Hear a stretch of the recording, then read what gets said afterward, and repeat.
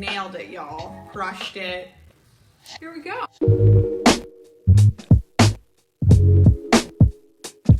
Hello. It's me. It's Rebecca. You might not recognize me because it's been 8 years since I've been on here. Just kidding, but it's been a while. Oh, I had a birthday since I've last recorded. Do I look older? Don't answer that. And I went home to DC, visited the parents and the high school friends for a while, and that was great. I did lots of reading, but I didn't record anything. And now I'm back home. It's time to start a vlog. Today is Friday, so we're going into the weekend, and I did more socializing last weekend in DC than I've done in the last 18 months combined. I went to a real bar. I danced at a bar to the wee hours of the morning, pretended I was youthful and that my knees didn't hurt. It was great. I'm looking forward to just doing like a low-key sit at home recoup situation. It's actually supposed to rain all weekend, which is perfect for sitting at home and reading and talking to you.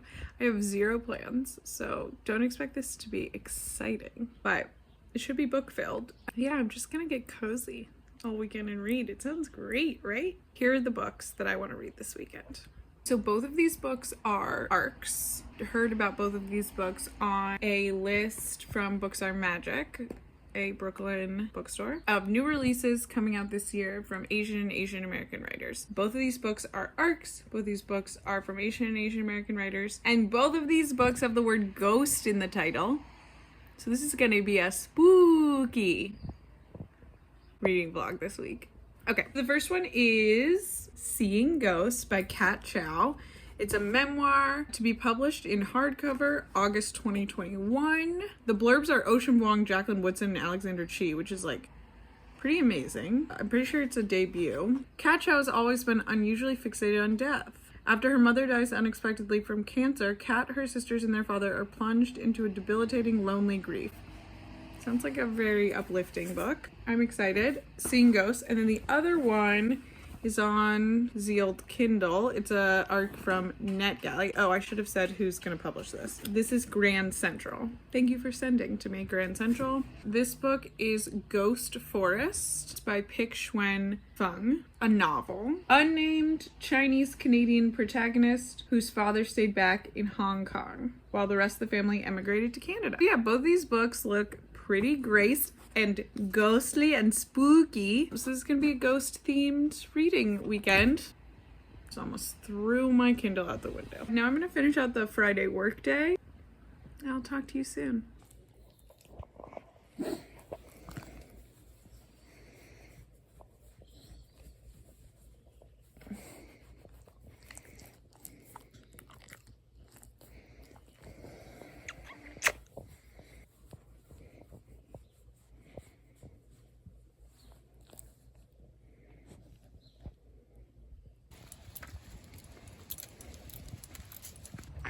Good morning. It's Saturday morning. I have morning eyeballs. I'm out walking the dog. It's kind of rainy, drizzly, gray. It's kind of nice. We had a slow morning, and now we're getting ready to go to the gym after this guy gets his walk. I didn't read a single word yesterday, which hasn't happened in a long time. I haven't gone 24 hours without reading in a long time, but yesterday I slept 12 hours. So either I'm still recovering from my trip and wild bar hopping nights, or something's wrong with me. Hard to say at this moment. But then this morning when we had coffee, I did start Ghost Forest. It's good. It's written in tiny little chapters, almost like little poems. It reads very autobiographical, even though it's a novel. It tells the story of a young woman who immigrated to Canada from Hong Kong. The chapters are little snippets into their life. Some of the chapters are things my grandma said or things my mom said, and then those are in grandma or mom's first person perspective. But otherwise it's this young woman's perspective. I'm really enjoying it. It's going very quickly. I just read for a few minutes this morning. I think I'm like a fourth of the way through, so I'll probably finish it today.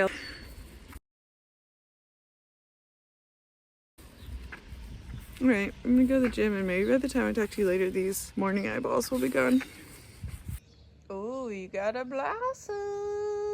First one of the season.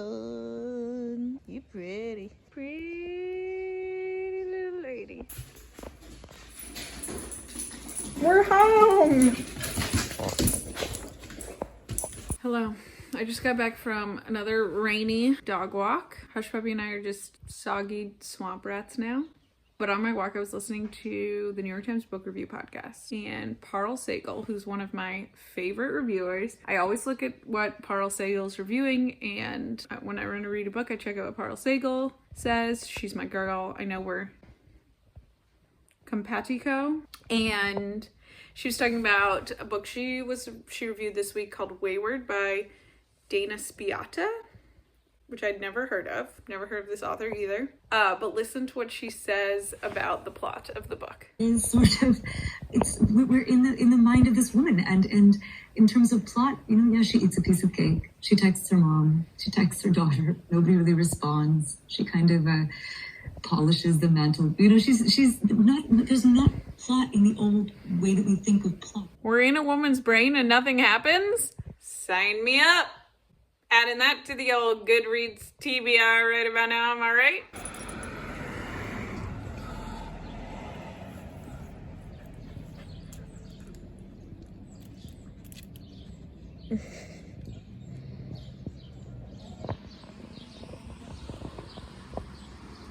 What are you gonna do with your Sunday, Justin? Yard work? Yard work? Farmer's market? No. I'm gonna go to the farmer's market. Do you think I'm gonna stay awake late enough for our fireworks plans tonight? I'm skeptical. I'm gonna try. That means being out till like 10. Out till 10 o'clock? Yeah. I'm gonna try. I'm gonna bake today. I'm gonna bake you some strawberry pie. Nice. I'm gonna read a goddamn book. I said I was going to finish my book yesterday. Do you know what happened? You fell asleep. I fell asleep. Something is wrong with me. I slept another 11 hours yesterday. Any doctors out there? Am I anemic? Do I have Lyme disease? Please get back to me. Okay. Happy Sunday.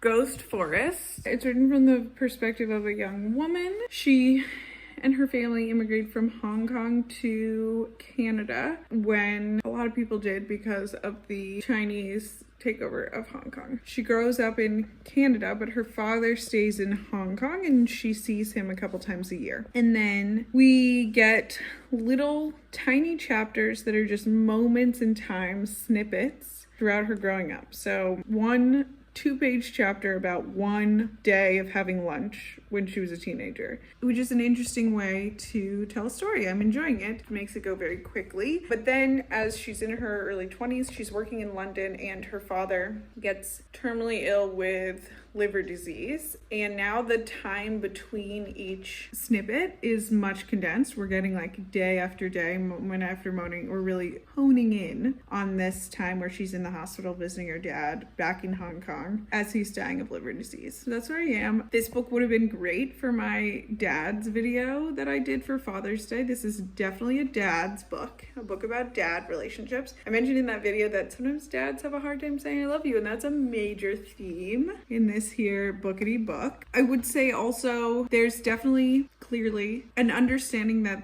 our narrator is sort of in between Eastern and Western philosophies. This comes up in two major ways. One is medicine. So there's a lot of talk about whether or not they should use Eastern or Western medicine for her father's disease. And what I really like about the book is that the narrator doesn't make a decision. She is torn. There's no judgment in this book about what is right or wrong between those two options. It just presents the fact that there is conflict between these two approaches. Also, with the display of affection as her dad is dying, she seems clearly torn between wanting to say I love you and hold him and hug him, and also feeling like that's not culturally appropriate for her Chinese family. So that tension between Eastern and Western culture is very well depicted in this story without saying one is right or wrong, and I'm really enjoying that. I said I was going to finish it yesterday, but I am going to finish it today. So there.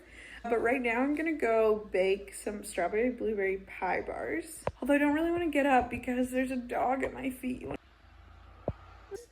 Oh, he's so cute. Are you comfy? Are you cute and comfy? Hello again. It's me in my living room. The sun's coming out. It's giving me a little pep in my step. I think I'm going to clean out these shelves a little bit. They are very full. I was thinking that tomorrow with my day off from work, I might go to a used bookstore. There's a really cool place called the Book Barn and they buy books. So I was thinking I would bring some books to sell from here that I don't need anymore. So let's do it. I'm gonna start going through. And then I'll show you what I'm gonna get rid of, and then I'll have already gotten rid of it by the time you see this, and then you'll convince me that I made a terrible mistake. Great!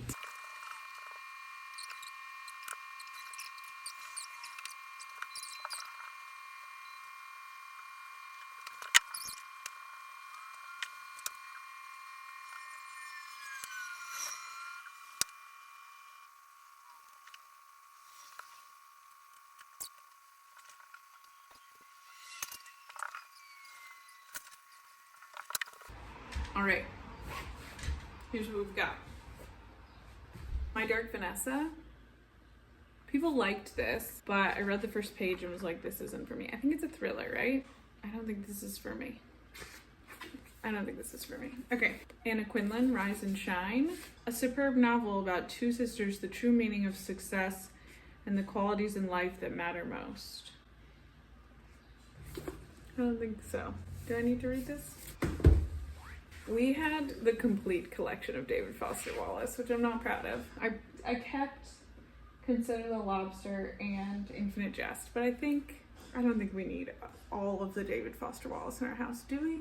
Do I need these things?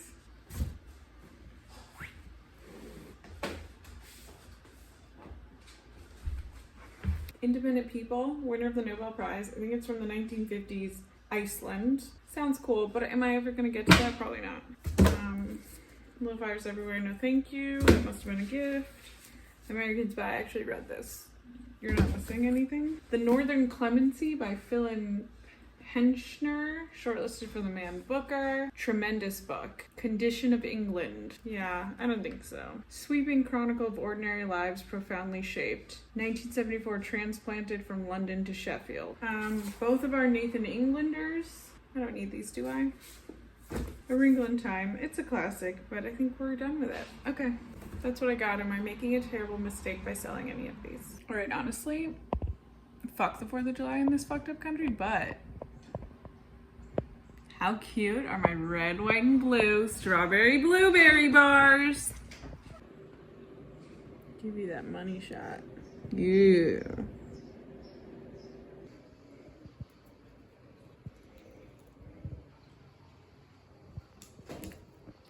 Give us the bite shot.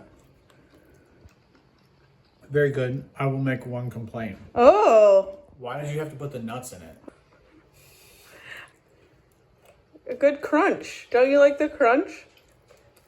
It's good. Really good. Didn't need it.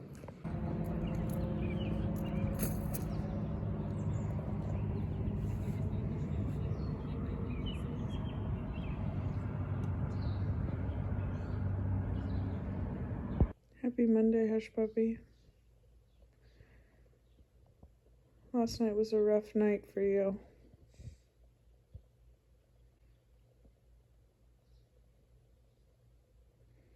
Sleep it off today. No more fireworks.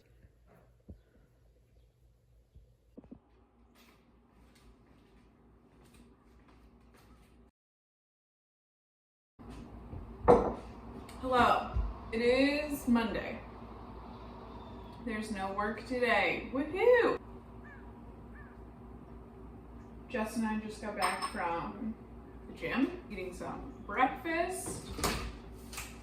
And then I'm gonna take myself on an adventure today. I'm gonna go to the used bookstore. Actually, calling it a used bookstore is selling it very short. It's like a used book emporium, a used book city, a used book haven. So I'm gonna do that today, sell some books that I cleaned out of my shelf yesterday. And it's kind of a schlep. It's up in the shoreline, so I might take myself to the beach with a book also. 2 important updates from last night. I finished Ghost Forest. It was a tear duct moister there at the end. Moistener. Got the tear ducts a little moist. The other important update is that I did stay awake late enough to watch the fireworks last night. Despite Justin's lack of faith, or perhaps because of Justin's lack of faith in me. So yeah, so I'm gonna go to the bookstore and then I'm gonna hopefully start seeing ghosts today, maybe on the beach. And those are my big Monday off work plans.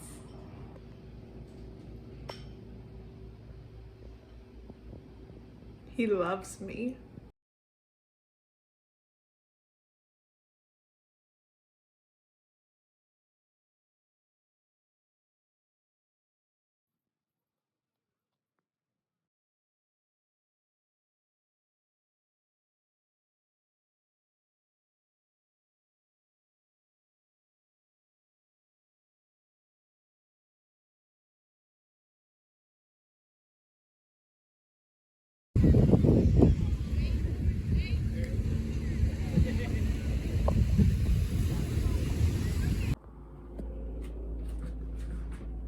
I got some books. Had a wonderful adventure day by myself. Went to the book barn. It was a riot. Sold those books. Used some store credit. Bought even more books. I just want to see what I got. All right, let's see. I got 3 books that I've already read. Which is, how do you feel about that? Not great, but I didn't own them. I read them from library books and they're all 5 out of 5s. And now I can reference them, maybe reread them, lend them to friends. So it's okay. The Vegetarian, love. Mislaid by Nell Zink. I've talked about this a million times. This is the only Nell Zink that I didn't own. And then Outline, I actually don't own this one. I only own Kudos of the trilogy. Yes, it's the ugly cover. It's the ugly cover. You know, beggars can be choosers. If I come across a pretty cover, I'll just give this one away. What else did I get? First, I got some old stuff. Do these books smell nice and new to you? Did these books smell nice and new? I got A Severed Head by Iris Murdoch. This is the only Murdoch they had, so this is where I'm gonna start. I don't know, has anybody read this one? The light is not great in here. There you go. Swamplandia by Karen Russell. I've read her short story collection, Orange World. And I liked it, so I'm gonna try out her novel. This actually precedes the short story collection. Also on the back it says, it has a blurb from Rivka Gulshan. It said, I would cross the most crocodile and yellow fever invested swamp just to spend an hour with Russell's prose.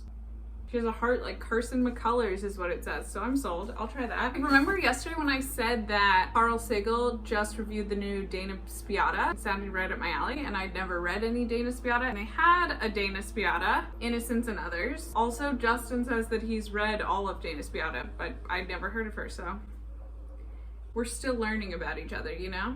It's beautiful. Blurbed on the back by Rachel Kushner says, Dana Spiata is one of my favorite living writers.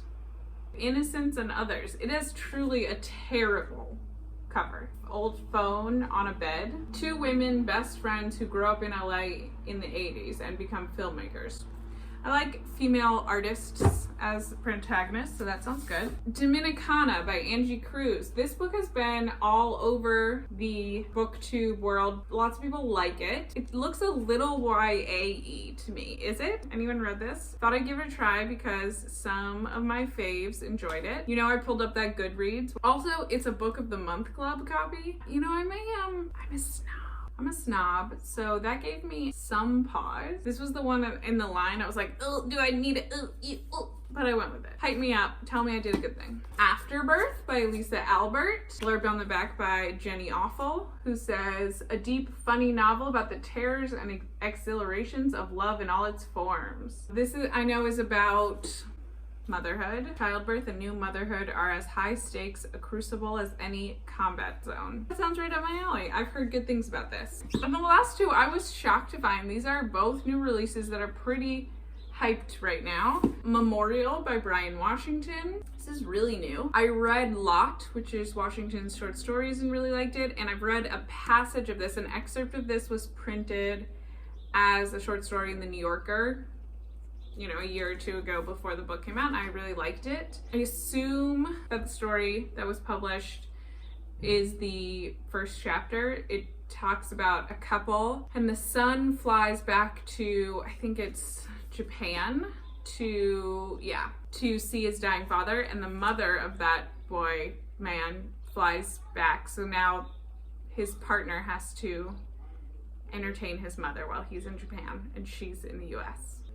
That was a poor explanation, but I'm excited to try this. And then lastly, Open Water. Honestly, I was a little skeptical about this book. I wasn't running out to buy this, but when I saw it, I was like, whoa. My girl Iggy absolutely raves about this book. She says it's completely the most beautiful thing in the world. I'll give it a try. I understand it to be a romance, which is not totally my bag normally, but I can explore. I can be open-minded. I did it, 10 books. Probably more than I brought and sold, but it was a good day. It was a good day. I'm gonna go make some dinner. Can we take a minute to appreciate how pretty? Let me wipe up that steam there for you. How pretty my summer dinner is. No big deal, but I'm about to go get parsley out of my own backyard, so that's right. We love you, Summer. Your beautiful bounty. Good morning. I'm supposed to be walking the dog, but it's time for a very important garden update. This is a future zucchini. I mean, it's a current zucchini, but it's a current baby zucchini. Congrats. Look at this little baby cucumber. What's a baby cucumber? You're cute.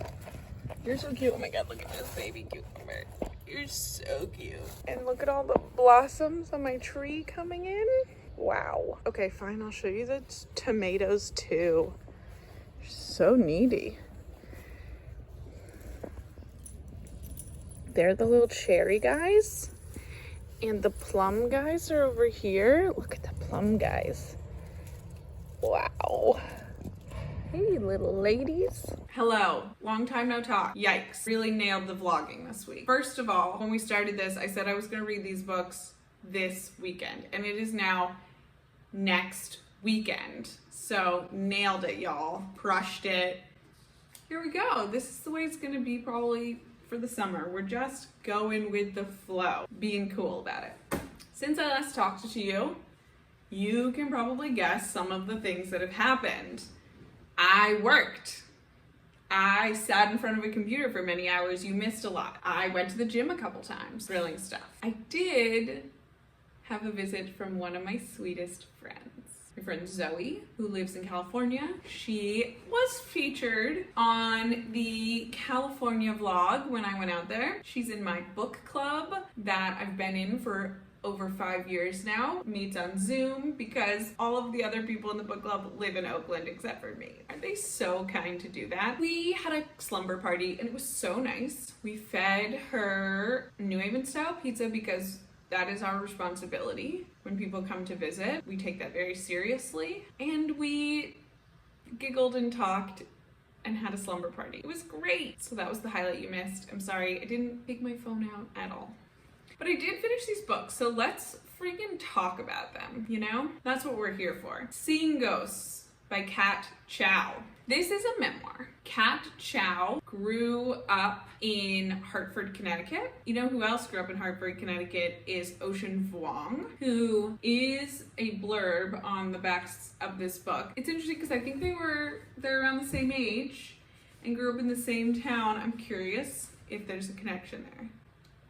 Thinking out loud. Okay, Kat Chow grows up in Hartford. Her parents are immigrants from China. She is grappling with a lot of the themes of assimilation and relating to her family and exploring her ancestry. When she is just going into high school, a young teenager, her mother dies sort of suddenly. She had been sick with cancer for a long time that had gone undetected. She had not gone to the doctor, and when she finally did, it was stage 4 and it was terminal. She had a very brief sickness in the hospital before she passed away. You can feel that sense of a lack of closure runs through this book. At one point in her life, before she is sick, or before she knows she is sick, or before everyone else knows she is sick, her mom says sort of irreverently, "When I die, I want you to taxidermy me and put me in your apartment so that I can watch you be an adult." Of course, she dies much earlier than she expected when she says that. The fact that her mother said that looms over the whole book. Kat imagines her mother's taxidermied self or her mother's ghost sitting around as she lives her life and explores, but also I think this act of taxidermying is a metaphor for what she's trying to do with this memoir, trying to preserve existence in a way that is lifelike. This book is, I mentioned this earlier, incredibly well researched. This book is an active exploration. There is a lot of research about things that happened before she was born, things that happened with her parents and grandparents and great-grandparents. There's some historical pieces around Chinese immigration patterns. There's a really interesting part about Chinese laborers in Cuba that I did not know anything about before reading this. I also mentioned that in her research, she finds and includes photographs that accompany what she's talking about. This book felt so deeply personal. I know it's a weird thing to say because it's a memoir, but not all memoirs feel this personal. This felt like she needed to write this book or she would not be able to survive, to move forward with her life. It feels like she put every bit of her on these pages. Earlier in the year, I read a book called Pure Flame by Michelle Orange. It tells a similar story of her mother being sick and dying and her thinking about processing that disease and processing that loss. And these books with those similar aims from the outside could not be more different. This book is so incredibly raw and vulnerable in a way that I found that book not to be. This book has so many similar themes as the other book I read this week. Ghost Forest by Pick Xuan Feng. Let me pull up the old cover page for aesthetics. Ghost Forest by Pick Xuan Feng. This book follows a similar conceit. We have a daughter growing up in Canada with parents who are immigrants from Hong Kong. Her father in this novel, what is referred to as an astronaut parent. He stays in Hong Kong to make money and sends it to his family in North America, and they see him twice a year. He comes at the holidays and they spend the summer in Hong Kong. The understanding being that at some point they will all be reunited. Unfortunately, he dies before that is possible. So this is again an exploration of grief. Our main character is processing that grief, trying to do something I think is really tricky, which is processing grief with somebody who you had a physical distance with and also a really strong emotional distance with. In both of these books, there is the clear grappling with an Eastern versus Western sense of emotionality and feeling like, as a person who grew up in North America, in the West, connecting with somebody who grew up in the East, in China, not only is there a generation gap, the case of this book, a geographical gap, but both of these books make it clear that there is something unique about that experience of being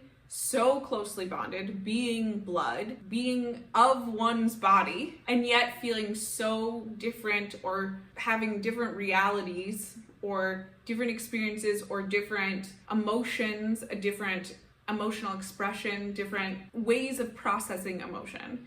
I don't think it's as simple as we both felt sad, but I feel like I'm allowed to cry and he doesn't feel like he's allowed to cry. We are seeing something similar. We're both experiencing the death of a loved one or the distance in our relationship, etc. And the emotions that we have themselves are different. Interestingly, you know, this book is about the main character's father dying and really exploring that relationship. This story is about her mother dying, but in many ways, this book is also an exploration of a father-daughter relationship. Our author, Kat, is the only one of her sisters who's still living at home after her mother dies. Her two sisters are much older. So she grapples with this relationship with her dad and being just the two of them for a long time. That is really the richest part of this story, is that relationship. It is heartbreaking and so detailed and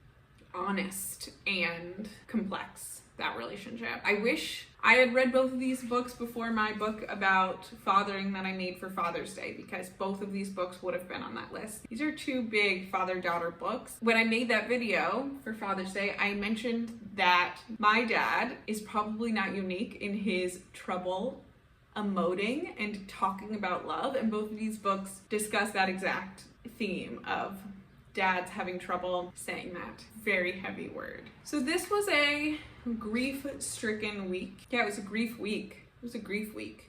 But they were both really nice. I think I mentioned this before, but even though these books have similar themes, their style is so incredibly different. This is like a fine-tooth comb of everything that could have possibly been in this book. This book is the opposite. It's tiny snapshots. The way this is written, this book is written in these little snapshots, almost like declarative statements of fact, puts a really large distance between the reader and the narrator and the events. This happened on this day. These four people were in a room. This is what was said. That's what happened. Next snapshot. You drop in and you drop out. Whereas this book is like you are immersed completely in this woman's internal experience and her family. You understand what it feels like to feel like Kat. The distance here seems to really mirror the distance that our narrator feels from her dad, who lives in Hong Kong.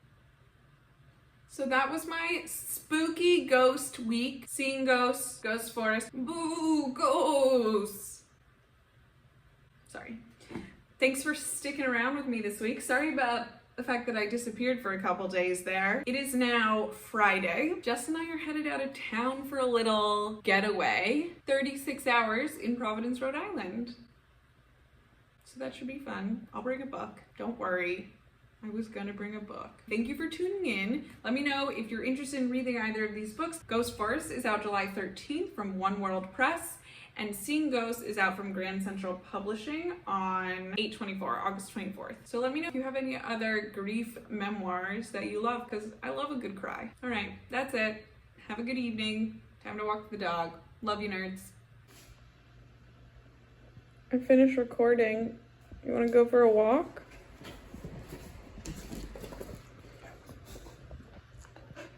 You